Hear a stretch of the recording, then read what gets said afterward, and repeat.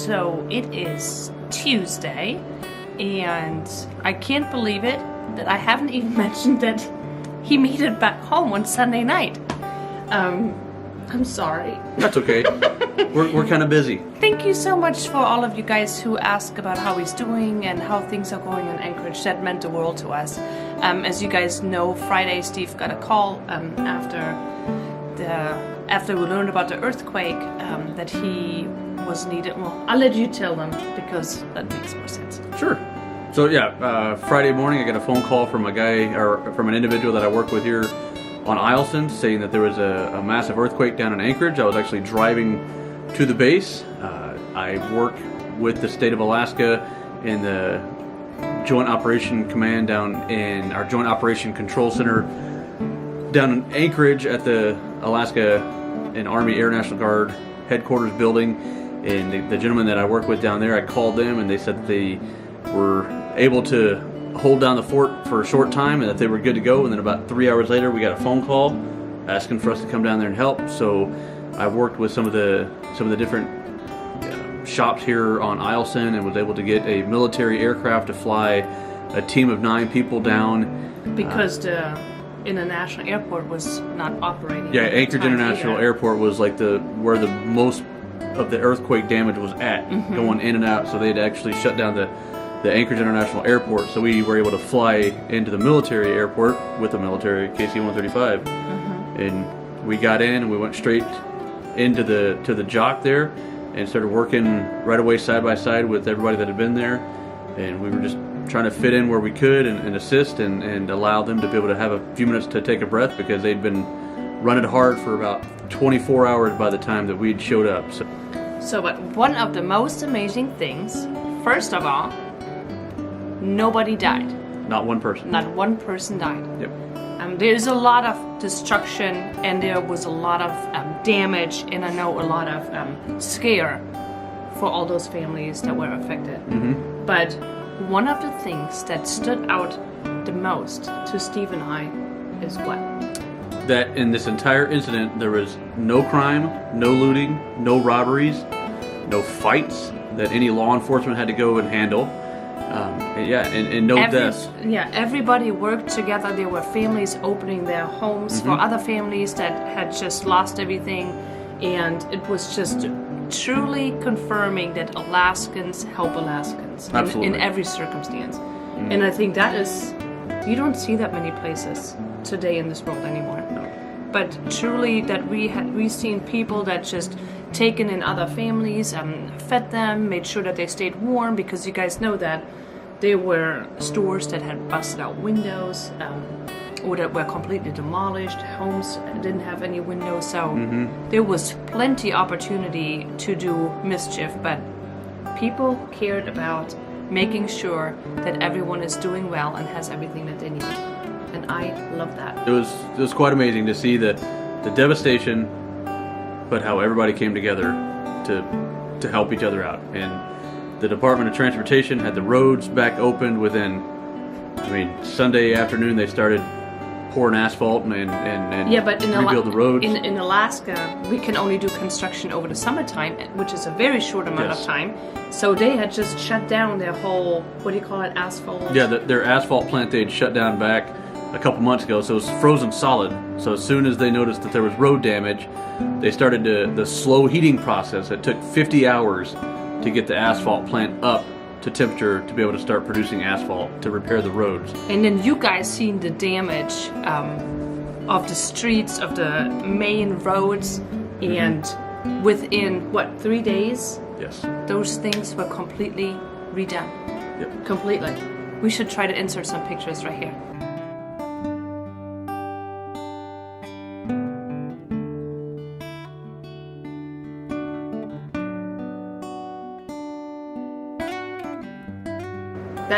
That is a state that knows how to handle things. I want to do a little bragging about Alaska, but that is bad to the bone right there. Yep, but they learned from the big earthquake back in the 60s, and from being the position that I have here in our wing and in the state, this is something that we practice for, and we practice this particular situation almost every year. just so that everybody kind of understands their roles and That's what you've responsibilities. been up to. Just messing with you. Yeah. It was scary. It was very scary. We were really worried about a lot of families down there. But everybody pulled together, and it's like nothing ever happened. Almost, yeah. It's quite amazing. In a couple of days, Kirsten's driving down to Anchorage, and I don't even know if she's going to see any of the aftermath at all anymore. No. Other than beautiful patches of new road pieces. Yeah. The bridges are repaired and the roads are all repaired. So I don't know. asphalt. I would be kind of mortified driving over the bridges at this point. But we are super glad that you came back safe. Thank you. And yeah, do the disaster relief in our house. And yeah, so Kerstin and I, this one has to work in the barn and finish the bookshelves that we're going to install this weekend. And then the library will be done. You guys seen in some of the last vlogs that Kerstin uploaded how beautiful it's looking.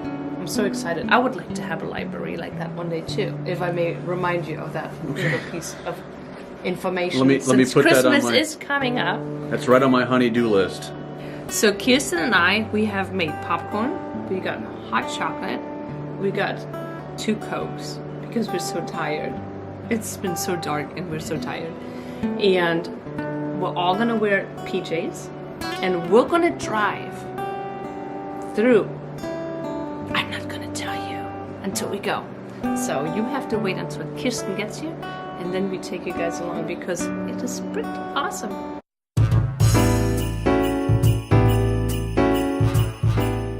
Welcome back to VLOGMAS! Today we have a special event. The moms are taking us to drive in the car and we get a look at Christmas lights.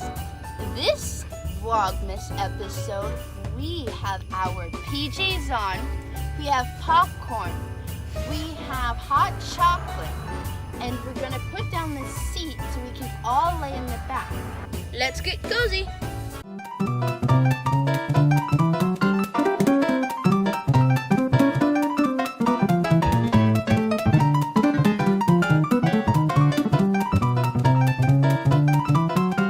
Okay, the kids are settled in the back.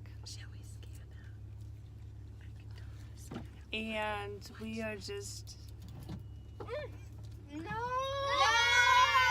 a little fresh air, guys. It's only 15 degrees, guys. Come on, toughen up.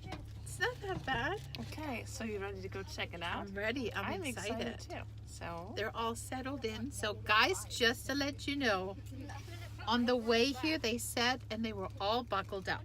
yes, So they're just in the back for the drive-through set, for the drive-through part. So I want to be our child. I know. Do you know how good they've got it? I know. Every day we're doing something so cool with them. I Yeah. know. But I'm excited to see lights too. Yes. It will be good. All right. Let's go. So the good thing is we have a camera, and they have a camera from the back. The bad thing is Kerstin is driving. I don't know why that's a bad thing. That's actually a good thing. The only problem is that the minivan doesn't have four-wheel drive. No, it doesn't. So we spend like 5 minutes spinning until we start going. But I have this under control. You got this. You Okay, got good. this. Let's go.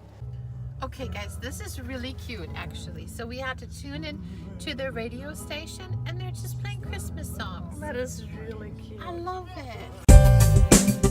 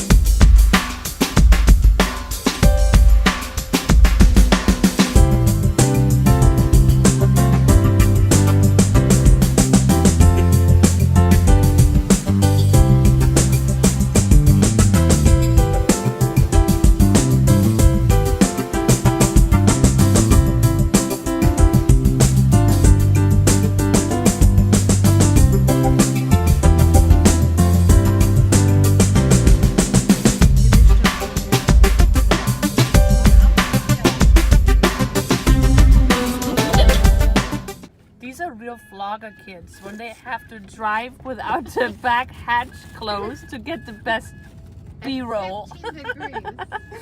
In their PJs. But you know what?